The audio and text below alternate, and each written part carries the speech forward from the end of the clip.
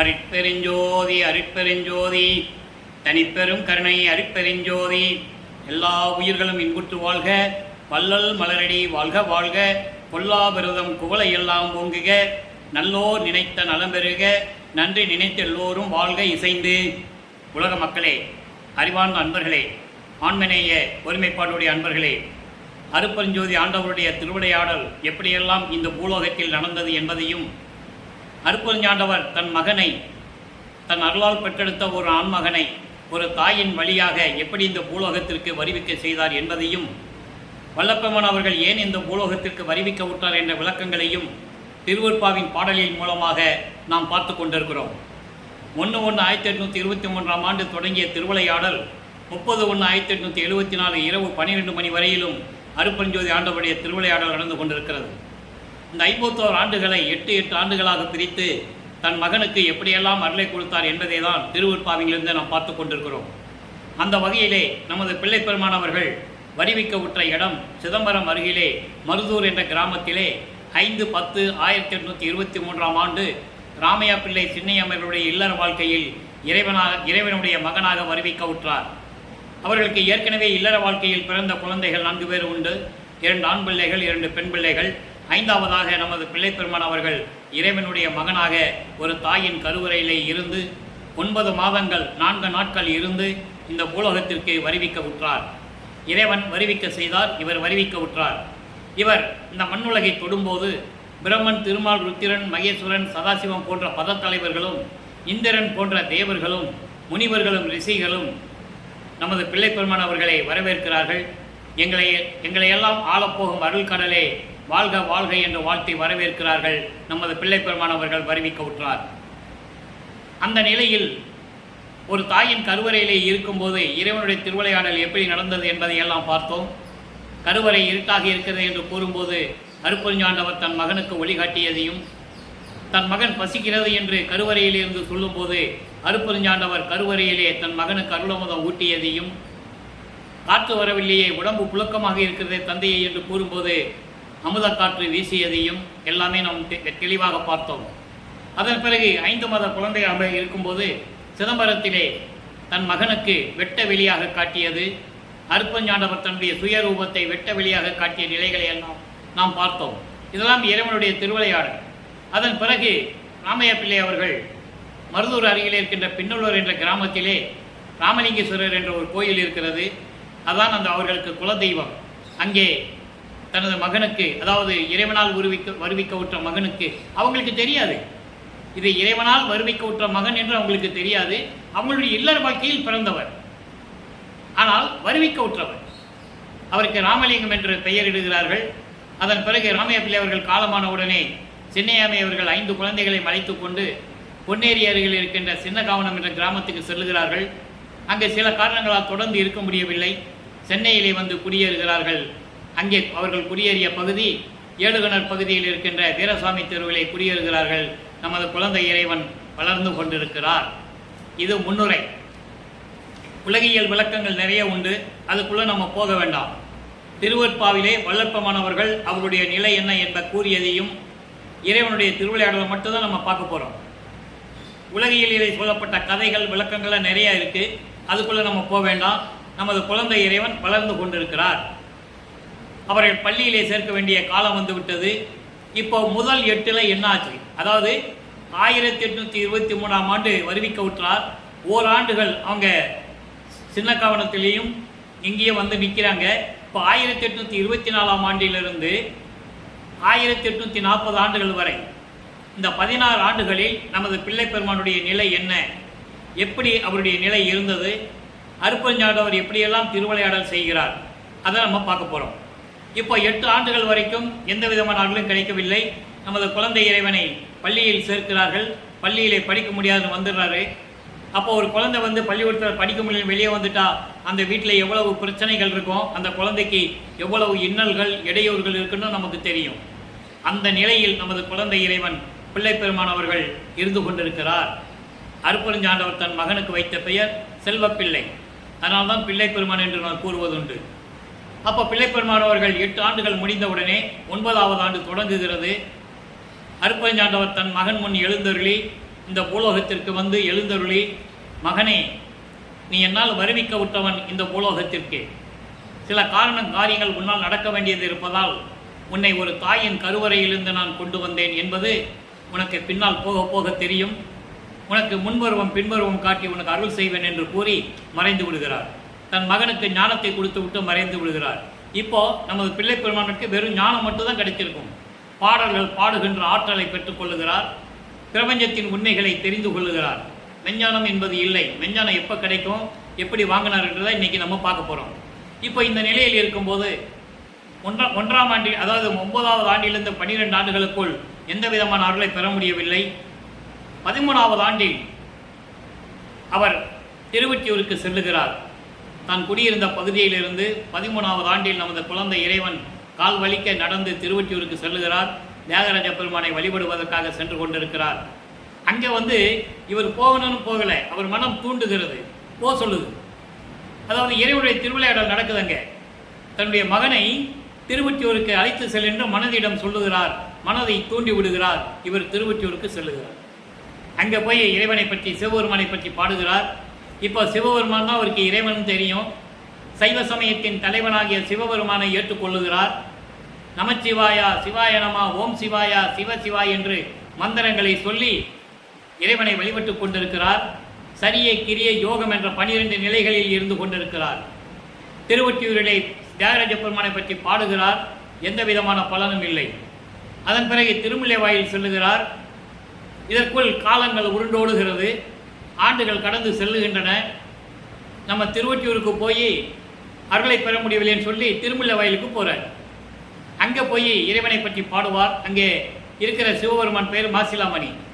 மாசிலாமணி மாசிலாமணி மனம் உருகி பாடுவார். எந்த விதமான அருளும் கிடைக்காது. உன்னை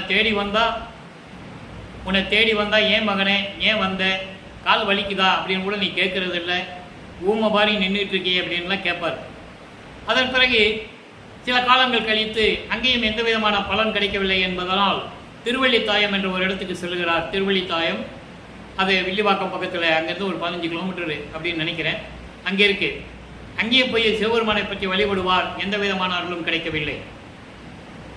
இப்படி காலங்கள் உருண்டோடுகிறது. அங்கே தான் சொல்லுவார், உன்னை தேடி வந்து நான் திருமுல்லை வாயிலுக்கும் இங்கேயும் நடந்து வந்துட்டு இருக்கேன், காலெல்லாம் வலிக்குது எப்பா, என்னால் இனிமே வர முடியாது, ஆனால் ஒன்று மட்டும் உறுதியாக சொல்லுகிறேன் அப்படின்னு அவங்க சிவபெருமான்கிட்ட சொல்லுவார். பெற்ற மகனை தெருவில் விட்டு விட்டானே என்று இந்த உலகம் உன்னை பழிக்குமே, இழிவாக பேசுவேன், அந்த நிலைக்கு நீ ஆளாகக்கூடாது என்பதற்காகத்தான் உன்னை தேடி தேடி வந்து கெஞ்சி கொண்டிருக்கிறேன், என்னை ஆட்கொண்டு அருள்வாயக என்றெல்லாம் கூறுவார். எந்த விதமான பலனும் இல்லை. ஆக இந்த நிலையில் இருக்கும்போது மறுபடியும் திருவொற்றியூருக்கு சென்று தியாகராஜ பெருமானை பற்றி பாடுகிறார். இன்று பதிகம் 40 கடைசி பாடல் அடிமை திறத்த அலசல். ஏற்கனவே நான் கூறியிருக்கிறேன், இறைவனுடைய அடிமை வல்லங்களை பற்றி, வல்லபையை பற்றி கூறுவது, இறைவன் எந்த நிலையில் இருக்கிறான் சிவபெருமான் என்பதை பற்றி கூறுவது. இதே பதிகம் 40 சிவபெருமானை பற்றி எப்படி சொல்லுகிறார். சுத்த சன்மார்க்கத்தை பெற்ற பிறகு 6ஆம் திருமுறையிலே நிறைவாக 40வது பதிகத்திலே இறைவன் யார், உண்மையான இறைவன் என்று கூறுகிறார். இதற்கு முன்னால் நான் தெரியாமல் இருந்துட்டேன், எனக்கு தெரியாது, சைவ சமயத்தில் இருக்கிற சிவபெருமானை தான் கடவுளாக நினச்சி நான் கும்பிட்டேன், மற்ற முருகனை பற்றி பாடினேன், விநாயகனை பற்றி பாடினேன், அப்போ எனக்கு விவரம் தெரியாது, அவங்கெல்லாம் தத்துவத்தின் அடிப்படையில் வந்தவர்கள், கடவுளர்கள் நிலையில் இல்லை என்ற உண்மை எனக்கு அப்போ தெரியாது, அதனால் நான் பாடிட்டேன், இப்போ அதெல்லாம் விட்டுருங்க, சுத்த சன்மார்க்கத்தை வாங்கின பிறகு தான் எனக்கு பிரபஞ்சத்தின் உண்மையும், பிரபஞ்சத்தில் 4 யுகங்களிலுமே என்னென்ன நடந்தது என்ற உண்மைகளையும், உண்மையான இறைவன் யார் என்ற நிலையும் நான் தெரிந்து கொண்டேன் என்ற விளக்கங்கள் எல்லாம் கூறியதை இன்று நாம் பார்க்க போகிறோம். இப்போ 2ஆம் திருமுறையிலே பதிகம் 40. இப்போ சிவபெருமானை வழிபட்டு கொண்டிருக்கிறார். அந்த நிலையில் அவருடைய நிலை என்ன? இளனே மற்றோர் துணை சிறிதும் என்னை, காமம் என்னும் கடலில் மலனேன் வருந்த கண்டு இருத்தல், மணியே அருளின் மரபு அன்றே, அருளின் மரபு அன்றே, அலனே அயலான் அடியேன் நான், ஐயா ஒற்றியப்பா நலன் நேர் தில்லை அம்பலத்தில் நடிக்கும் பதமே நாடினேனே. நல்லா கவனிக்கணும். இப்போ சிவபெருமான் பற்றி சொல்லும்போது தில்லையில் இருக்கின்ற அம்பலத்தில் இருக்கின்ற இறைவன் சொல்லுவார். தில்லை என்பது சிதம்பரம். பூலோகத்தை பற்றி தான் சொல்லுவார். தில்லையிலே சிதம்பரத்திலே சிவனுடைய நிலை என்ன என்ற நிலையை கூறுகிறார். ஆனால் சுத்த சமார்க்கத்தை பெற்ற பிறகு அருட்பெருஞ்சோதி ஆண்டவருடைய நிலை எங்கே இருக்கிறார்? அவர் உண்மையான இறைவன் எங்கே இருக்கிறாருன்னு சொல்லுவார். பார்க்க போகிறோம். இப்போ இந்த பாடலுக்கு விளக்கம் பாருங்க. எனக்கு வேறு யாரும் துணை இல்லை. நான் இந்த பூலோகத்திற்கு வருவிக்க விட்டதற்கு பிறகு நான் யாரையும் தேடியதில்லை, எந்த தேவரையும் வணங்கியதில்லை. என்றே மெய்கண்ட நான் மற்ற தெய்வங்களை மேவுவேனோ என்று கூறுவார். நான் தான் உண்மையான கடவுள் என்று நான் நினைத்து கொண்டிருக்கிறேன், நம்பிக்கொண்டிருக்கிறேன். அப்படி இருக்கும்போது மற்ற தேவர்களிட்ட நான் போவேனா? மறந்தும் என்ற நாவால் உரைக்க மாட்டேன் சிறு தெய்வ நாமங்களை. மறந்து கூட நான் அவங்களை கூப்பிட்டதில்லையே. நமச்சிவாயா சிவாய நமன் தானே சொல்லிட்டு இருக்கேன். எனக்கு யார் துணை இருக்கா? எனக்கு யார் துணை இருக்கா? அப்படி இருக்கும்போது இந்த மலம் சூழ்ந்த இந்த சிறியவனை, மலம் என்பது ஆணவம், கண்மம், மாயை, மாமாயை, துரோதை, இப்படி 6 மரங்கள் இந்த பிண்டத்திற்கு உண்டு. இப்படி 6 மலங்களையும் சூழ வைத்து என்னை துன்பமெனும் காமமெனும் துன்பக்கடலிலே என்னை இருத்தி துன்பக்கடலிலே எனக்கு மூழ்க செய்து நான் வருந்துவதைக் கண்டு நீ இருப்பது மணி போன்ற இறைவனே, உன் அருளுக்கு அழகா? இது மரபா? இப்போ காமம்னு ஏன் சொல்றாரு? என்ன 16 ஆண்டுகள் ஆன உடனே ஒரு ஆணாக இருந்தாலும் சரி, பெண்ணாக இருந்தாலும் சரி, அவங்களுக்கு காமம் வருவது இயற்கை. காமம் என்பது உணர்ச்சிகள், இயற்கை. அப்ப அந்த நிலையில் இருக்கும்போது அவர் சொல்றாரு, காமத்தை அவர் கடக்க வேண்டும். காமம், குரோதம், லோபம், மோகம், மதம், ஆச்சரியம், இப்படி 6 பிண்ட துரிசுகள் உண்டு. 6 பிண்ட துரிசுகளை இவர் கடக்க வேண்டும். இவர் அறியாமலேயே கடந்து கொண்டிருக்கிறார். அதை நீங்க புரிஞ்சுக்கணும். இவர் அறியாமலேயே சிவபெருமானை பற்றி பாடிக்கொண்டிருக்கிறார். இவர் அறியாமலேயே இவர் அந்த நிலைகளை கடந்து கொண்டிருக்கிறார். இவருக்கு தெரியாது, சுத்த சன்மார்க்கம் இருக்கிறது தெரியாது, அருட்பெருஞ்சாண்டவர் இருக்கிறது அவருக்கு தெரியாது அந்த காலகட்டங்களில். ஆக காமம் என்னும் கடலில் என்னை மூழ்கடித்து என்னை வருந்த செய்வது உன் அருளுக்கு மரபுதா? மணி போன்ற இறைவனே, நான் யாருன்னு நினைச்சிட்டு இருக்கேன்? அலனே அயலான் அடியேன் நான் யாரு? வேத்தாளா? முகம் தெரியாத ஆளா? இல்லை உனக்கு தெரியாத ஆளா?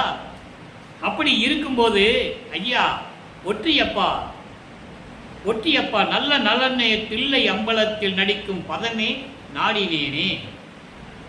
தில்லையிலே இருக்கின்ற அம்பலத்தில் அருள் நடனம் செய்து கொண்டிருக்கின்ற இறைவனே, உன்னுடைய திருவடியைத்தானே நான் நாடினேன். வேறு இந்த உலகத்தில் நான் என்ன விரும்பினேன்? நல்லா கவனிக்கணும். இவருடைய நிலையை, வல்லற்பனுடைய நிலையை அவர் வருவிக்க உற்று 203 ஆண்டுகள் கடந்து விட்டது. யார் சொன்னது? இப்படியெல்லாம் இறைவனை வேண்டிக் கொண்டிருக்கிறார் சிவபெருமானை. சைவ நிலையத்தில் இருந்து, சைவ சமயத்தில் இருந்து கொண்டு அவர் இருக்கணும். அது காலத்தின் கட்டாயம். அதில் இருந்துட்டு தான் இது தேவையில்லைன்னு மக்கள்கிட்ட சொல்லணும். அதுக்காக தான் அருட்பெருஞ்சாண்டவர் இவர் அங்கே இருக்க வைக்கிறார். இவர் விரும்பி இருந்தது இல்லை, இவர் விரும்பி சிவபெருமானை வழிபட்டதில்லை, இவருக்கு தெரியாமல் வழிபட்டு கொண்டிருக்கிறார். அதான் உண்மை, திருவருட்பாவில் நாம் கண்ட உண்மை. இப்போ இந்த நிலையில் இருக்கும்போது சொல்லிட்டாரு, மனம் சூழ்ந்த என்னை காமக்கடலில் வந்து ஆழ்த்தி விட்டாயே, இதெல்லாம் உன் மரபு கலகா, நான் யாருன்னு நினச்சிட்டு இருக்கேன், இப்படியெல்லாம் கேட்குறாரு. இன்னொன்று பாருங்க, நாடி அழுத்தேன் என் அளவோ நம்பா, நாடி அழுத்தேன் என் அளவோ நம்பா, மன்றுள் நன்கு நடம் ஆடி மகிழும் திரிவொற்றியப்பா, உந்தன் அருள் புகழை கோடி அளவில் ஒரு கூறும் குனித்தார் இன்றி ஆங்காங்கும் தேடி அளந்தும் தெளிந்தலரே திருமால் முதலாம் தேவர்களே. அருமையான பாடல். பிரபஞ்சத்தின் உண்மையை சொல்றாருங்க. அதாவது நான் உன்னை தேடி தேடி அழுத்து போயிட்டேன். அவர் சொல்றாரு, திருவொற்றியூருக்கு வந்துட்டு இருக்கேன், திருமலை வாயிலுக்கு போனேன், திருவள்ளித்தாயத்துக்கு போனேன், உன்னை எங்கெல்லாம் தேடுறது? தேடி தேடி நான் அழுத்து போய்விட்டேன் நண்பா. அதான் நம்பான்னு சொல்றாரு, நண்பனேன்னு சொல்றாரு இறைவனை.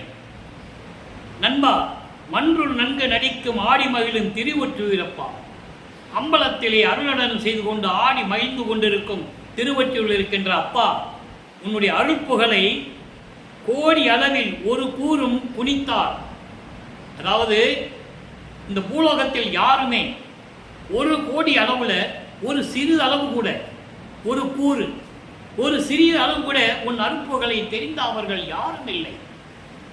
அப்படி இருக்கும்போது நான் மட்டும் எப்படி அறிய முடியும்? எப்படி சொல்றாரு பாருங்க. இப்படியெல்லாம் இருக்கும்போது நான் மட்டும் எப்படி அறிய முடியும்? நீ அருளை கொடுக்கவில்லையே. நீ அருளை கொடுத்தால் உன்னுடைய நிலையை, உன்னுடைய அருட்புகளை முழுவதுமாக தெரிந்திருப்பேன். எனக்கு தெரியவில்லையே. அப்படி இருக்கும்போது திருமால் முதலிய தேவர்கள் எல்லாம், பிரம்மன், திருமால், ருத்திரன், மகேஸ்வரன், சதாசிவம் போன்ற பதத்தலைவர்கள், இந்திரன் போன்ற தேவர்கள், ரிஷிகள், முனிவர்கள் எல்லாம் உன்னுடைய அருட்புகளை இதுவரைக்கும் அறிந்தவர்கள் இல்லை. உன்னை தேடி தேடி அலைந்தார்கள். பிரம்மனும் திருமாலும் உன்னுடைய அடிய முடியை தேடி அலைந்தார்கள். இவ்வளவு விளக்கம் இந்த பாட்டுக்குள்ள இருக்கு. வரி தேடி அளந்தும், ஆங்காங்கும் தேடி அளந்தும் தெளிந்தரர்களே திருமால் முதலாம் தேவர்களே. இது ஒரு வரியில சொல்லிட்டாரு. இதுக்கு விளக்கம் சொல்லணும். அப்போ பிரம்மனும் திருமாலுக்கும் ஆணவத்தினால் அவர்கள்தான் பெரியவர்கள் என்று நினைத்து இறைவனுடைய திருவடியையும் முடியையும் எப்படி பார்த்து விட வேண்டும் என்று முடிவு செய்கிறார்கள். அப்போ இறைவன் இந்த பிரபஞ்சம் முழுவதும் உயர்ந்து நிற்கிறார். பிரம்மன் முடியை தேடி செல்லுகிறான் அன்னப்பறவை எடுத்து. திருமால் பன்றி உருவம் எடுத்து திருவடியை தேடி பாதாள உலகத்துக்கு செல்லுகிறான். தேடி அலைந்தும் அவரால் பார்க்க முடியவில்லை. அதை ஒரு பாடலிலே சொல்லுவார். பூத்திடும் அவனும் காத்திடும் அவனும் புல் விலங்கு உருக்கோடு நேடியும் ஏத்திடும் முடியும் கூத்திடும் அடியும் இன்னும் காண்கிலர் அப்படின்னு சொல்லுவார். பூத்திடும் அவன பிரம்மன், காத்திடும் அவன திருமால். இவங்க 2 பேரும் தேடி அலைஞ்சி பார்க்க முடியல. உடனே என்ன பண்றான் பிரம்மன்? அன்னப்பறவை எடுத்து மேலே செல்லுகிறான் முடியை பார்ப்பதற்கு. திருமால் பன்றி உருவம் எடுத்து பாதாள உலகை நோண்டி செல்லுகிறான் திருவடியை பார்ப்பதற்கு. அதுக்காகவே வராக அவதாரம் எடுத்தான். மச்ச, கூர்ம, வராக, வாமன, நரசிம்ம, பரசுராம 6 அவதாரங்கள் திரேத யுகத்திலே உண்டு. திரேத யுகத்திலே ஒரே அவதாரம் ராமன் 6:1:7. துவாபர யுகத்திலே 2 அவதாரங்கள் கிருஷ்ணனும் பலராமனும். கலியுகத்திலே ஒரே அவதாரம் அயகிரி அவதாரம் எடுத்து முடிஞ்சு விட்டது. ஆனால் யாருக்கும் தெரியாது. வல்லப்ப சொல்றார், அயகிரி அவதாரம் என்பது பிராணவாயுவை கழுத்தில் சுத்தி கொண்ட ஒரு அவதாரம். வல்லப்ப சொல்றாரு அயகிரி அவதாரம் எடுத்தது முடிந்து விட்டு அவனுக்கு 10 அவதாரங்கள் கலியுகத்தோட முடிஞ்சது. Chapter close. அவனுடைய சாப்டர் க்ளோஸ்னா என்ன அர்த்தம்? அவருடைய ஆயுட்காலம் முடிந்து விட்டது. இனிமே அவனுக்கு அவதாரங்கள் கிடையாது, ஒன்றும் கிடையாது. இறைவனுடைய திருவடியில் இருந்துகிட்டு இருக்காங்கிறத திருவற்பாவில சொல்றாரு. எனது தந்தையார் நடனமாடுகின்ற இடது காலின் துண்டு வரையில் ஒட்டி இருக்கின்ற நகத்தில் ஒட்டி இருக்கின்ற அழுக்குகள் போல, துகள்கள் போல செயல் இழந்து இருக்கிறார்கள் என்று சொல்லுகிறார். 10 பாடல்கள் உண்டு ஒரு பதிகத்திலே. செயலற்று இருக்கிறார்கள். அந்த 5 பதவி யார் செய்கிறாங்க? இப்போ வல்லற்பமன் செய்து கொண்டு இருக்கிறார். அதை இன்னைக்கு நம்ம பார்க்க போகிறோம் விளக்கமாக. நல்லா கவனிச்சுட்டே வரணும். அப்போ இப்படிப்பட்ட பார்க்க முடியாத இறைவனை நான் எப்படி பார்க்க முடியும்? என் முன்னால் தோன்றி அருள வேண்டும், எனக்கு அருள் செய்ய வேண்டும். எனவே விரைவில் வந்து எனக்கு அருள வேண்டும் என்ற நிலையில் இந்த பாடலை நமக்கு அருளியிருக்கிறார்கள். ஆக பிள்ளைப்பெருமான் அவர்கள் இறைவனிடம் ஞானத்தை பெற்ற பிறகு 16 ஆண்டுகள் வரையிலும் இந்த நிலையில் இருந்து கொண்டிருக்கிறார். இன்னும் நிறைய விளக்கங்கள் இருக்கு. அடுத்த 8ல் எப்படி இருந்தார்? 24 ஆண்டுகள் வரைக்கும். அதுக்கடுத்து 32 ஆண்டுகள் வரைக்கும் எப்படி இருந்தார்? அதுக்கப்புறம் 40 ஆண்டுகள் வரைக்கும் என்ன நிலை? அவருடைய நிலை சுத்தசமாகத்தை பெற்ற பிறகு. அதுக்கடுத்த 48 ஆண்டுகள், 48வது ஆண்டுகள். அந்த 8 ஆண்டுகளில் என்ன நடந்தது? அப்போதான் நடந்தது தர்மசாலையை நிறுவியது, ஜீவகார ஒழுக்கத்தை சொன்னது. நம்ம எல்லாம் அருப்பஞ்சாண்டோட திருவிளையாடல் இந்த பதிவை நம்ம சொல்லியிருக்கோம். இந்த திருவிளையாடல் இந்த நிலைகள்லாம் சொல்லியிருக்கோம். இருந்தாலும் இன்னும் நிறைய விளக்கங்கள் இருக்கு. நீதிமன்றத்திலே சென்று அவர் ஆறுமுக நாவலார் திருவற்பாவை மறுப்பா என்று அறிவிக்க வேண்டும் என்று வழக்கு தொடர்ந்தார். அதை வெற்றிகரமாக திருவற்பாதான் மக்களுக்கு உகந்தது என்று சொல்லி தீர்ப்பை வாங்கி வந்தது. இதெல்லாம் நம்ம ஓரளவு பார்த்தோம். இன்னும் நிறைய விளக்கங்கள் இருக்கு. இப்போ 8 வரைக்கும் தான் நம்ம பார்க்குறோம். 16 ஆண்டுகள் வரைக்கும் வல்லற்பமானவருடைய நிலை எப்படி இருந்தது என்பதை பார்த்து கொண்டிருக்கிறோம். இப்போ சுத்த சன்மார்க்கத்தை பெற்ற பிறகு அவருடைய நிலை என்பதை ஒப்பிட்டு சொல்ல வேண்டும் மக்களுக்கு. ஏன்னா ஒரே இதை மட்டும் சொல்லிட்டு போனால் பூர்த்தி ஆகாது, விளக்கம் பூர்த்தி ஆகாது. சிவபெருமானை வழிபட்டு கொண்டிருந்தார், சைவ சமயத்தின் அடையாளம் திருநூரை பூசிக்கொண்டிருந்தார், உத்தராட்சமணியை கழுத்திலே மாட்டிக்கொண்டிருந்தார். அப்புறம் அதெல்லாம் தூக்கி எரிஞ்சார்ல, திருநூறு வேண்டாம், இதெல்லாம் வேண்டாம், இதெல்லாம் சைவ சமயத்தை சார்ந்தது, இதெல்லாம் தேவையில்லைன்னு சொல்லும்போது அப்போ சுத்த சன்மார்க்கத்தை பெற்ற பிறகு இறைவன் யாருன்னு ஒப்பிட்டு சொல்லணும். அதுக்காக தான் 2ஆம் திருமுறையில் இருக்கிற 40வது பாடலுக்கு 6ஆம் திருமுறையில் 40வது பாடல் விளக்கம் எப்படி இருக்கு சொல்லணும். இப்போ நல்லா கவனிங்க. அங்கே சிவபெருமானை சொன்னார். சிவபெருமானம் பல பாடல்களை சொல்லி சொன்னார். கங்கை சடைமுடியிலே கங்கையை வைத்தவன், கழுத்தலை பாம்பு அணிந்தவன், பிறை சந்தரின் கூடியவன், அப்படியெல்லாம் உருவகப்படுத்தி சொல்லுவார். எல்லா தலைவர்களுக்கும் உருவம் உண்டு. சைவ சமய தலைவன் சிவபெருமானுக்கு உருவம் உண்டு, வைஷ்ணவ சமயத்தின் தலைவனாகிய திருமாலுக்கு உருவம் உண்டு, பிரம்மனுக்கு உருவம் உண்டு, மகேஸ்வரனுக்கு உருவம் உண்டு. அவர்களெல்லாம் சமயத்தை சார்ந்த தலைவர்கள். அருப்பெருஞ்சோதி ஆண்டார் அப்படி அல்ல, உருவமாகவும் அருவமாகவும் இருக்கக்கூடியவர், ஜோதி வடிவில் இருக்கக்கூடியவர், ஆதியும் அந்தமில்லா தோன்றிய இறைவன். அதைதான் சமயத்தை சேர்ந்தவர்கள், சைவ சமயத்தை சேர்ந்தவர்கள் ஆதி சிவன் என்று மக்களிடம் பரப்பி விட்டார்கள். அதே போல வைஷ்ணவ சமயத்தின் தலைவன் திருமால் என்று சொன்னார்கள், மக்கள் நம்பினார்கள். ஆனால் அருப்பெருஞ்சோதி ஆண்டவரை சுத்த சன்மார்க்கத்தின் தலைவன், சுத்த சன்மார்க்கத்தின் இறைவன், ஒரே இறைவன் அருப்பெருஞ்சோதி ஆண்டவர், ஒளி வடிவில் இருக்கின்றவர், தீப வடிவில் இருக்கின்றவர் யார் சொன்னது? மக்களிடம் யாரும் விளக்கமாக சொல்லவில்லை. அதனால் மக்களுக்கு தெரியாது. இப்ப பாருங்க என்ன சொல்றாரு. பதிகம் 40 அழகா சொல்லுவாரு பாருங்க. 40வது பதிகம் 6ஆம் திருமுறை கண்புள்ளா காட்சி. அந்த பதிகம் பேர் சொல்லும்போதே பாருங்க மனசுக்கு எவ்வளவு சந்தோஷமா இருக்கு. கண்புள்ளா காட்சி. அங்கே சைவ சமயத்தில் இருக்கும்போது 24 ஆண்டுகள் வரைக்கும் எந்த விதமான அருளை அவர் பெற முடியவில்லை.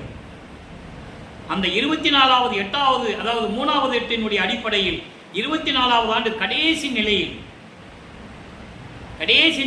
அதாவது இவருக்கு 24 ஆண்டுகள் ஆகியிருக்கும் போது 1847ஆம் ஆண்டு கடைசி நிலையில் சிவபெருமான் இவர் முன் தோன்றி அப்போ கூட ஒரு வார்த்தை பேச மாட்டார். இவரை திரும்பி பார்க்காமல் தெருவழியாக ஓடுவார். இவரும் பின்னாலே ஓடுவார் சிவபெருமானை பிடிக்கிறது. எங்க பிடிக்க முடியும்? அப்போ இவருக்கு பறக்கிற சக்தி இல்லை, அண்டங்களை விட்டு அண்ட செல்லக்கூடிய சக்தி இல்லை, நினைத்த இடத்தில் இருக்கின்ற சக்தி அப்போ இவருக்கு இல்லை. அருப்பெருஞ்சாண்டவர் மகனுக்கு கொடுக்கல. அந்த விளக்கத்தையெல்லாம் நம்ம ஏற்கனவே பார்த்துருக்கோம். இறைவனுடைய திருவிளையாடல் என்ற பதிவில் பார்த்துருக்கோம். இருந்தாலும் இன்னும் நிறைய விளக்கங்கள் தர வேண்டிய இருக்கிறது. அதற்காக தான் மறுபடியும் தொடர்ந்து விட்டுருக்கோம். இப்போ பாருங்க 40வது பதியத்தில் கண்புள்ளா காட்சி. இறைவன் எப்படி சொல்றாரு பாருங்க. உடையானை அருட்ஜோதி உருவினானே. இந்த வரி அண்டர்லைன். இறைவனுக்கு எப்படி உருவம்? அருட்பெருஞ்சோதி உருவம். அருட்பெருஞ்சோதி உருவினானை, ஓவானை, மூவானை, உளவா இன்ப கொடையானை. இறைவன் அப்படி சொல்றாரு. என் குறை தீர்த்து என்னை ஆண்டு கொண்டானை. இந்த வரி அண்டர்லைன். என் குறை தீர்த்து என்னை ஆண்டு கொண்டானை, கொல்லாமை குறித்திடாதை அடையானை. கொல்லாமை குறித்திடாதை அடையானை. இந்த வரியும் அண்டர்லைன். இப்போ இந்த 8 வரியில் 4 வரி சொல்லியிருக்கோம். இந்த விளக்கம் பார்ப்போம். உடையானை, எல்லா அருள்கள் உடையவனை, பிரபஞ்சத்தை இயக்கிக் கொண்டிருக்கின்ற இறைவனை, 5 புலன்களையும் 5 பொறிகளையும் 5 பூதங்களையும் 5 கண்மேந்திரங்களையும் அந்த கரணங்களையும், இந்த 24 தத்துவங்கள் உண்டு. அது பிரம்ம தத்துவம், பிரம்மனுக்கு கொடுத்த தத்துவம். அதெல்லாம் திருப்பி வாங்கியாச்சு. பிரம்மன் கிட்ட இருந்த 24 தத்துவம், திருமால் கிட்ட இருந்த 7 தத்துவம், ருத்திரன் கிட்ட இருந்த சிவ தத்துவம் 5, 36 தத்துவங்களையும், இதன் 36 தத்துவங்களின் கருவிகளாகிய 60 தத்துவிகளையும் 96ஐயும் வாங்கி மகன்கிட்ட கொடுத்துட்டாரு. இப்போ நம்ம பார்க்க போறோம் அதை. இப்போ பாருங்க, அப்படிப்பட்ட இறைவனை அருட்ஜோதி உருவினானை, அருட்ஜோதி வடிவம் கொண்ட இறைவனை ஓவானை. ஓவானை என்பது என்னை விட்டு விலகாத இறைவனை. மூவானை, மூப்பு இல்லாத இறைவனை. மூப்பு இல்லாத இறைவனை. உளவா இன்பக் கொடையானை.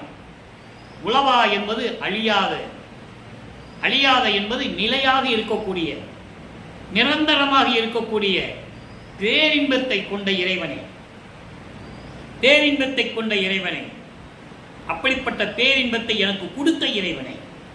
இவ்வளவு விளக்கம் அந்த வரியில் உண்டு. அதுக்கடுத்து சொல்ற பாருங்க, என் குறை தீர்த்து என்னை ஆண்டு கொண்டானே. அவருக்கு என்ன குறை இருந்தது? இறைவனுடைய மகன், இறைவனாக வருவிக்க விட்டவர், அவருக்கு என்ன குறை?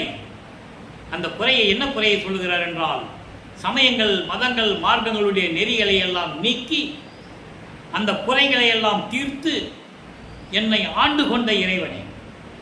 சாதியும் மதமும் சமயமும் பொய்யென ஆதியில் உணர்த்தி அருப்பெருஞ்சோதி. சாதியும் மதமும் சமயமும் காணா ஆதி அனாதையம் அருப்பெருஞ்சோதி. இது அருப்பெருஞ்சோதி அகவல்ல இருக்கும். ஞானசரியிலும் உண்டு. குறித்த மதம் சமயம் எல்லாம் பொய்யே, அவற்றில் புகுதாதி வேண்டான்றார். சிவம் என்றே பொருள் என கண்டறிவி. சிவம் என்பது அருப்பெருஞ்சோதி. சிவன் வேறு, சிவம் வேறு. சிவன் சைவ சமயத்தின் தலைவன், சிவம் அருப்பெருஞ்சோதி ஆண்டவர், சுத்த சன்மார்க்கத்தின் தலைவன். அவர்தான் இறைவன் என்று நீங்கள் உணர்ந்து கொள்ளுங்கள் என்று சொல்லுகிறார். ஏன் கொடிப்பாட்டில் சொல்லுவாரே, வெறிக்கும் சமய புலியில் விளைந்தேன் தன்னை விழாத வகை மறித்து ஒரு பேர் அறிவழித்த வள்ளல் கொடி என்று சொல்லுவார். சமய குழி, பாதாள குழி, சாக்கடை குழி என்று சொல்லுகிறார் சமயத்தை. அதில் நான் அதாவது அந்த சமய நெறிகளில் நான் இருக்கும்போது, நான் அந்த குழியில் நினைக்கணும் போது என்னை தடுத்து ஆட்கொண்டாருன்னு சொல்றாரு. அதை தான் இங்க சொல்றாரு, என் குறை தீர்த்து என்னை ஆண்டு கொண்ட இறைவனை. கொல்லாமை குறித்திடாரை, கொல்லாமை குறித்திடாரை அடையானை. அதாவது கொல்லாமை விரதம் வேண்டும். கொல்லாமை விரதம் என்பது எந்த உயிரையும் நாம் கொல்லக்கூடாது. கண்ணுக்கு தெரியாத உயிரினங்கள் நம் காலில் மிதிவிட்டு இறக்கக்கூடும். அது இறைவனால் மன்னிக்கக்கூடியது. நமக்கு கண்ணுக்கு தெரியாது. நம்ம நடக்கும்போது எவ்வளவோ கண்ணுக்கு தெரியாத நுண் உயிர்களெல்லாம் இருக்கு. இன்செக்ட்னு சொல்லுவாங்க இங்கிலீஷில். இன்செக்ட் என்பது கண்ணுக்கு தெரியாத உயிரினங்கள் இருக்கும். நம்ம காலில் மிதிவிடும், அது நமக்கு தெரியாது. இது இறைவனால் மன்னிக்கக்கூடியது. இந்த கொல்லாமை என்பது மனதறிந்து ஒரு உயிரை கொல்லுவது. ஆடு வெட்டுவது, கோழியை கொல்லுவது, பன்றியை கொல்லுவது, மாட்டை கொல்லுவது, இப்படி உயிரினங்களை கொன்று அந்த உடம்பை, அந்த நாறுகின்ற உடம்பை, துர்நாற்றம் பிடித்த உடம்பை மறுத்து நம் உடம்புக்கு உணவாக எடுத்துக் கொள்ளுவது கூடாது. அப்படி நான் எந்த உயிரினையும் கொல்ல மாட்டேன் என்று மனதளவில் நினைக்காதவர்களை இறைவன் அடைய மாட்டான், இறைவன் அருளை தரமாட்டான் என்று கூறுகிறார். இதே ஒரு பாடலிலே சொல்லுவார், கொல்லாமை விரதம் தம்மை கொண்டார் தம்மை தல்லானை, கொலையும் புலையும் தல்லாரை தருவானை. கொலையும் புலையும் விடாதவங்களை இறைவன் அருள் கொடுக்க மாட்டார். தெளிவா சொல்றாரு. அவன் மகன்கிட்டயே சொல்றாரு. அருப்பஞானர் தன் மகனிடம் வல்லற்பமன்ற சொல்றாரு. உத்தரஞான சிதம்பரம் மாலையில சொல்றாரு, ஒத்தாரையும் இழிந்தாரையும் நேர்கண்டு உவக்க ஒத்தாரை வாழ்விப்பது உத்தரஞான சிதம்பரமே. தெளிவா சொல்லிட்டாரா? அகவினத்தார் புறவினத்தார்னு சொல்லுவார். கொலையும் புலையும் விடாதவர்களை புற இனத்தார், மனிதர்கள் தான், என்னால் உருவாக்கப்பட்டவர்கள் தான். நாம எவ்வளவு சொல்லி அவங்க திருந்தல, அவங்களை விட்டுரு. பசின்னு வந்தா சோறு மட்டும் போட்டுரு. எப்படி? பசின்னு வந்தா சோறு மட்டும் போட்டு அனுப்பிடு. அவன் கூட நட்பு வச்சுக்காத, அவனுக்கு அருளை கொடுக்காத, அவனுக்கு எந்த உதவியும் செய்யாதுன்னு தந்தை மகனிடம் சொல்லுகிறார். அப்போ மகன் கேட்கிறார் தந்தையிடம், அவர்கள் உயிரில் தான் என்று சொல்லும்போது, என்னிடம் அனுப்பிவிடு, நான் பார்த்துக் கொள்ளுகிறேன். எப்படி சொல்றாரு? என்னிடம் பார்த்துக் கொள்ளு, நான் பார்த்துக் கொள்ளுகிறேன். என்னிடம் அனுப்பிவிடு, நான் பார்த்துக் கொள்ளுகிறேன் என்று கூறுகிறார். அப்போ அந்த நிலையில் இருக்கின்ற இறைவனை திருச்சிற்றம்பலத்தினானை, திருச்சிற்றம்பலத்தினானை என்பது சுத்த சிவஞான வெளியில் இருக்கின்ற சத்திய ஞான சபை. நான் ஏற்கனவே சொல்லியிருக்கிறேன் நண்பர்களே, இங்கே வல்லப்பமானவர்கள் திருவற்பாவில் கூறுகின்ற சத்திய சபை அனைத்தும் அங்கே சுத்த சிவஞான வெளியில் இருக்கின்ற சத்திய ஞான சபை. அண்டங்களை கடந்து, உலகங்களை கடந்து, பரவெளி, பரம்பரவெளி, பராபரவெளி, பெருவெளி, பெருசுகவெளி போன்ற வெளிகளையெல்லாம் கடந்து இறுதியாக இருக்கின்ற வெளி சுத்த சிவஞான வெளி. அந்த சுத்த சிவஞான வெளியில் இருக்கின்ற அருப்பெருஞ்சோதி ஆண்டவர் தான் தன் மகனுக்கு 5 மாத குழந்தையாக இருக்கும்போது சிதம்பரத்திலே அந்த நிலையை காட்டியது. நல்லா புரிஞ்சுக்கணும். இது இறைவனுடைய திருவிளையாடல். அப்படி அந்த திருச்சிற்றம்பலத்திலே இருக்கின்ற இறைவனை அடியேனுக்கு அருளமுதம் அளிக்கவே. நல்லா கவனிக்கணும் இந்த வரி. இந்த வரி விளக்கம் மட்டும் சொல்லணும்னா நான் 1 மாதம் சொல்லுவேன். எனக்கு நேரம் பத்தலை, ரொம்ப சுருக்கமாக சொல்கிறேன். அடியேனுக்கு அருளமுதம் அளிக்கவே. இதில் பல விளக்கங்கள் இருக்கு. அளிக்கவே பின் இடையானை, அதாவது இந்த பூலோகத்திற்கு தயங்காமல், என் தந்தை தயங்காமல், தடை செய்யாமல், தாழ்த்தாமல், காலங்களை வீணாக்காமல் அப்பப்போ வந்து எனக்கு அருளமுதம் அளிக்கவே. எப்போ அருளமுதம் அளித்தார்? 1, தாயின் கருவறையில் இருக்கும்போது அருளமுதம். 2, சிதம்பரத்திலே வெட்ட வெளியாக காட்டும்போது அருளமுதம். அதன் பிறகு 9வது ஆண்டிலே ஆட்கொண்ட பிறகு அருளமுதம். அதன் பிறகு திருவொற்றியூரிலே இவர் பசி என்று சொல்லும்போது அங்கே ஒரு அருளமுதம் கொடுத்தது. ஆக இவருக்கு பசி என்று சொல்லும் போதெல்லாம் இறைவன் அருளமுதம் கொடுத்தது. அந்த அருளமுதம் கொடுப்பதற்காகவே தயங்காமல், தன் மகனுக்கு பசி இருக்கிறதே, இவருக்கு பசி என்று நினைக்கும் போது அவருக்கு பசி போகும். நான் பசித்த போதெல்லாம் தான் பசித்ததாகி அருளமுதம் ஊட்டினான் என்று கூறுவார். நல்லா கவனிச்சுக்கிட்டே வரணும். அற்புதமான இடங்கள் எதெல்லாம். யாரு இந்த பிரபஞ்சத்தில் யார் இந்த மாதிரி சொன்னது? யாருக்கு இது கிடைச்சது? யாருக்கு கிடைக்காது? ஏனென்றால் எல்லாருமே மலம் சூழ்ந்தவர்கள், சமயங்களையும் மதங்களையும் மார்க்கங்களையும் சார்ந்து கொண்டிருந்தவர்கள், கொலையும் புலையும் விடாதவர்கள். ஏன் பிரம்மன், திருமால், ருத்திரன், மகேஸ்வரன் போன்ற பதத்தலைவர்கள், இந்திரன் கூட அங்க சுத்த சிவஞானம் இருக்கின்ற சத்தியஞான சபைக்குள்ள போக முடியாது.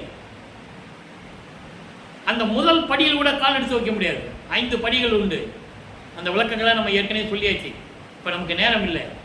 முதல் படியிலேயே கூட கால் எடுத்து வைக்க முடியாது. இவர் தான் முதல்ல அங்கே போறாரு. சுத்த சிவஞான வழிக்கு வல்லப்பமளர்கள் முக்காடு போட்டு அங்கே போறாரு. பறந்து போறாரு. அண்டங்களை கடந்து, உலகங்களை கடந்து, வெளிகளை கடந்து, தத்துவங்களை கடந்து தெளிவாக போறாரு. பாடல் இருக்கு. யாரும் இது கதை அல்ல, கற்பனை அல்ல. போகும்போது அங்கே பிரம்மன் திருமாலாம் வெளியே நின்றுட்டு இருக்காங்க, உட்காந்துட்டு இருக்காங்க. என்ன வெளியே நிற்கிறீங்கன்னு கேட்கிறாரு. உங்களுக்கு மணிமணி சூட்டி பிரபஞ்சத்தை, அதாவது உங்களை இளவரசன் பட்டம் சூட்டி திருவாரூர் செங்கோலாய்ச்சி கொடுப்பதற்காக உங்களுக்கு திருவிழா கோலம் பூண்டுள்ளது இந்த சத்தியஞான சபை. நீங்க போங்க, நீங்க ஒரு ஆள் தான் போறதுக்கு தகுதியானவர்கள் என்று சொல்லுகிறார்கள். பாடல் உண்டு, யாரும் மறுக்க முடியாது, மறக்கவும் முடியாது. சத்தியஞான சபையில முதல் பாடியில கல்லெடுத்து வைக்க முடியாது. அப்படி திருச்சற்றம்பலத்தில் இருக்கிற இறைவன் எனக்கு அருளமுதம் ஊட்டுவதற்காக, அருளமுதம் கொடுப்பதற்காகவே இந்த பூலோகத்திற்கு வந்த இறைவனை, என் ஆசையெல்லாம் தந்த எம்மானை. எப்படி பாருங்க, என் ஆசையெல்லாம் தந்த எம்மானை. அதுக்கு ஒரு விளக்கம் தனியா இருக்கு. இந்த வரிக்கு ஒரு விளக்கம் தனியா இருக்கு. அப்படி என்னுடைய ஆசை என்னென்ன இருந்ததோ எண்ணத்தில் எல்லாம் கொடுத்த இறைவனை, எம்மானை கண்டு கழித்திருக்கின்றேனே. அப்படிப்பட்ட இறைவனை, என் தந்தையை நான் கண்டு கழித்திருக்கின்றேன் என்று கூறுகிறார். எனவே அன்பர்களே, 16 ஆண்டுகள் வரைக்கும் நல்லா கவனிக்கணும். 16 ஆண்டுகள் வரைக்கும் வல்லப்பமானவர்கள் சென்னையிலே 33 ஆண்டுகள் இருக்கிறார். அது வேற விஷயம். அந்த விளக்கங்கள் நம்ம தரப்போறோம். இந்த 2/8 இந்த 16 ஆண்டுகள் வரைக்கும் 1824ஆம் ஆண்டு அதிலிருந்து 1840 ஆண்டுகள் வரை இறைவனுடைய நிலை எப்படி இருந்தது, சுத்த சன்மார்க்கத்தை பெற்ற பிறகு என்ன நிலை, இதை இப்போ உங்களுக்கு புரிஞ்சிருக்கும். இப்போ சொல்றாரு, என் ஆசையெல்லாம் தந்தானேன்னு சொல்றாருல, என்னென்ன ஆசை கொடுத்தார் நல்லா கவனிக்கணும். 112வது பதியத்தில் சொல்றாரு. அதை நான் ஏற்கனவே சொன்னது போல நண்பர்களே, திருவெட்பாவில் ஒவ்வொரு பாடலுக்கும் ஒரு தொடர்பு உண்டு. ஒரு பாடல்ல ஒரு வரியை சொன்னார்னா அந்த வரிக்கு முழுமையான விளக்கம் இன்னொரு பதிகத்தில் இன்னொரு பாடல்ல இருக்கும். இந்த தயவையும் கருணையும் என் தந்தை இந்த வல்லார் ஊழியனுக்கு அளித்திருக்கிறார். அதனால தான் இதை என்னால் சொல்ல முடிகிறது என்பதை இங்கே பெரும் மகிழ்ச்சியுடன் கூற விரும்புகிறேன். இங்க பாருங்க, என் அச்சம் தீர்த்து இங்கு என்னை ஆட்கொண்டு அருளும் அமுதனே, அடியேன் பிழைகள் அனைத்தும் பொறுத்து உள் அமர்ந்த அமுதனே, இச்சையாவும் முடித்து கொடுத்து. இங்க சொல்ற பாருங்க, அங்க என் ஆசையெல்லாம் சொல்றாரு, இங்க இச்சையாவும் முடித்து கொடுத்து உள் இளங்கும் குறவனே என்பது தலைவனே, சுத்த சன்மார்க்க தலைவனே, என்றும் இரவா கல்வி அடியேருக்கு ஈந்த புறவனே. பாருங்க, அச்சம் தீர்த்து. நான் ஏற்கனவே இந்த அச்சம் தீர்த்து இந்த வார்த்தைக்கு விளக்கம் சொல்லியிருக்கிறேன், இன்றும் சொல்ல கடமைப்பட்டிருக்கிறேன். அவருக்கு ஏது அச்சம்? எப்படி அச்சம்னா, நான் ஏற்கனவே சொன்னது போல, ஒரு கம்பெனியில் மேனேஜர் இருக்கிறாரு. அவர்கிட்ட கம்பெனி முதலாளி, அப்பா இந்த கம்பெனியை நீ ஃபுல்லாக நிர்வாகம் பண்ணிக்கொண்டு சொல்லும்போது அந்த மேனேஜருக்கு ஒரு அச்சம் வரும். நம்மளால் நடத்த முடியுமா? வெற்றிகரமாக நடத்த முடியுமா? சக்ஸஸ்ஃபுல் ஆக்க முடியுமா? இல்லை ஃபெயிலியர் ஆகிடுமா? அப்படின்லாம் ஒரு பயம் வரும்ல. அந்த பயத்தை சொல்கிறாரு. இவர்கிட்ட 5 பதவியும் கொடுத்துட்டாரு. காரணம், பிரம்மன், திருமால், ருத்திரன், மகேஸ்வரன், சதாசிவம் தனித்தனியாக பார்த்துட்டு இருக்காங்க. ஒவ்வொரு தொழிலையும் தனித்தனியாக பார்த்துட்டு இருக்காங்க. இந்த 5 தொழிலும் மொத்தமாக இவர்கிட்ட கொடுத்து, தத்துவங்களையும் கொடுத்து இந்த பிரபஞ்சத்தை இயக்குன்னு சொன்னால் அவருக்கு ஒரு அச்சம் வருது. அப்போ அவர் சொல்கிறாரு, மகனே அச்சப்படாதே, பயப்படாதே, உன் உள்ளத்தில் நான் இருக்கிறேன், தவறு நடக்காது. அதெல்லாம் சொல்கிறாரு, உள் இளங்கும் புறவனே, உள் இளங்கும், உள்ளத்தில் விளங்கி கொண்டிருக்கின்ற என் தலைவன் சொல்கிறார். அப்படிப்பட்ட இறைவன் என்னை ஆட்கொண்டு என்பது இந்த பூலோகத்திற்கு என்னை வருவிக்க செய்து என்னை ஆட்கொண்டு அருளும் அமுதனே, அடியேன் பிழைகள் அனைத்தும் பொறுத்து நான் அதாவது சமயங்கள், மதங்கள், மார்க்கங்கள் என்ற நிலைகளிலெல்லாம் இருக்கும்போது என்னுடைய பிழைகளை எல்லாம் மன்னித்து, என்ன பிழைகள் செய்தார்? அங்கே இருந்து கொண்டு நமச்சிவாயா, சிவாயா, சிவாய நம, நமச்சிவாயா, ஓம் சிவாயா, முருகா, விநாயகன் பாடல்களை பாடினேனே. என் அறிவில் விளங்காத நேரத்தில், எனக்கு அறிவில்லாத நேரத்தில், அறிவில்லாத என்பது மறைப்பு நிலை. இவர் இறைவனுடைய மகன், அப்போ தெரியாது அவருக்கு. அருப்பஞ்சானுடைய மகனு தெரியாது, சுத்த சன்மார்க்கிற்கு தெரியாது. அந்த நிலையில் நான் பாடினேன்ல, அது தப்பு தானே? அந்த பிழைகளை எல்லாம் பொறுத்து என் உள்ளத்தில் அமர்ந்த அமுதனே, இச்சையாவும் முடித்து கொடுத்து. இச்சை என்பது எனது விருப்பம், என் ஆசை. அது ஒரு பாடலில் சொல்லுவார், 6ஆம் திருமுறையிலே 46வது பதிகத்திலே அருள் ஜோதி என்ற நிலையிலே சொல்லுவார். 6வது வரியில் சொல்லுவார், அதை எண்ணியவாறு என கருளும் தெய்வம். நான் எப்படியெல்லாம் நினைச்சனோ அப்படியெல்லாம் எனக்கு கொடுத்துட்டாருன்ற. எப்படி எண்ணியது என் மனம் இங்கு எனக்கு அப்படி அருளி அருப்பறிஞ்சோதி. எத்தகைய என் மனம் விளைந்தன இங்கு எனக்கு அத்தகைய அருளி அருப்பறிஞ்சோதி. இது அகவல்ல சொல்லுவார். இதான் அவருடைய இச்சைகள். நான் என்னென்ன விரும்பினேனோ, நான் என்னென்ன செய்யணும்னு நினைச்சனோ எல்லாவற்றையும் எனக்கு முழுவதுமாக முடித்து கொடுத்து. நல்லா கவனிக்கணும், கொடுத்துன்னு சொல்லலை, முடித்து கொடுத்து. முடித்து கொடுத்துனா என்ன? முழுவதுமாக என்கிட்ட கொடுத்து பிரபஞ்சத்தை என்கிட்ட ஒப்படைச்சிட்டாரு. பிரபஞ்சத்தை என்கிட்ட ஒப்படைச்சிட்டாரு. இப்போ நான் தான் 5 தொழில் செய்து கொண்டு இருக்கிறேன். தெளிவாக சொல்றாரு. எல்லாத்தையும் முடித்து கொடுத்து என் உள்ளத்தில் விளங்கி கொண்டிருக்கின்ற குறவனே, என்னுடைய சுத்த சன்மார்க்க தலைவனை, என் தந்தையை, அருப்பெருஞ்சோதியே, என்றும் இரவா கல்வி அடியேற்கு இந்த குறவனே. இரவா கல்வி, சாதா கல்வி, மரணமில்லா பெருவாழ்வு யாருக்கு கிடைத்தது? யாருக்குமே இல்லை இந்த பிரபஞ்சத்தில். ஏன்? யாருக்கும் தகுதி இல்லை. அந்த காலத்தில் இருந்த முனிவரும் சரி, ரிஷிகளும் சரி, யாருக்கும் அந்த நிலை கிடைக்கவில்லை. பெற்றேன் என்றும் இரவாமை வேதம் தவிர்ந்தே இறைவன் என்னை உற்றை கலந்தான், நானும் அவனை உற்றை கலந்தேன் ஒன்றானோ. எற்றே அடியேன் செய்த தவம் யாரே புரிந்தார், இன்னமுதம் துற்றே உலகீர் நீவீர் வாழ்க வாழ்க துணியற்றே. இன்னமுதம் துற்றே என்பது என்ன? சுத்த சன்மார்க்கத்தை பெற்றுக்கொண்டு நான் இறைவனுடைய மகன், நான் வாங்கிவிட்டேன், ஆனால் நீங்களும் வாங்க வேண்டும். அதை வாங்குவதற்கு சாதனம் என்ன? சுத்த சன்மார்க்கம். சுத்த சன்மார்க்கத்துக்கு வந்துவிட்டால் ஈவு இறக்கம் வந்துவிடும், தயவும் கருணையும் வந்துவிடும், ஜீவகானிய ஒழுக்கம் வந்துவிடும், இறைவன் ஒருவன் என்ற நிலை கிடைத்துவிடும். இதெல்லாம் சுத்த சன்மார்க்கத்துக்கு வந்துட்டாலே வந்துடும். ஆட்டோமேட்டிக்காக கொலையும் புலையும் தவிர்த்து விடுவார்கள். ஆக சுத்த சன்மார்க்கத்தில் இருந்தால்தான் மரணமில்லா பெருவாழ்வு. என்றும் இரவா கல்வி எனக்கு ஈன்ற குறவனே. இது ஏன் சொல்றாரு? உலக மக்களுக்கு தெரியணும். சுத்த சன்மார்க்கத்துடைய நிலை உலக மக்களுக்கு தெரியணும். ஜீவகானிய ஒழுக்கம் உலக மக்களுக்கு தெரியணும். தயவுனா என்ன, கருணைனா என்ன, உயிர் நேயம்னா என்ன என்ற நிலை தெரியணும்னா பேசினா வந்துடாது. பேசினா வந்துடாது. சுத்த சன்மார்க்கத்தில் இருக்கணும்.